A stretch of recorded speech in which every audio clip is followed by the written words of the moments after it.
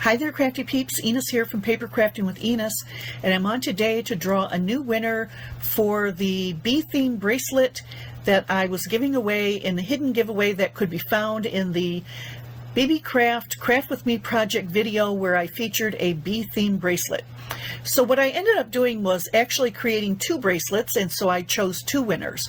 One winner has contacted me by the deadline, and I have already shipped her prize off to her, but the other winner did not get back to me by the deadline, which was this past Wednesday, June 12th, and so I'm on today to choose another winner.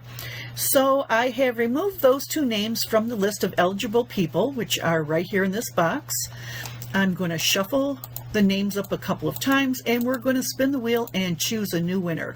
So hang on just a second, and good luck, everybody. Let's see who's going to win that second bracelet. And the winner is, ooh, it's going to be close.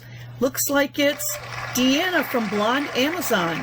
So Deanna, if you would get in touch with me by leaving a comment in the comment section below this video and let me know that you did see this, or you can go onto Instagram and leave me a private message there, because I'm going to need your mailing information.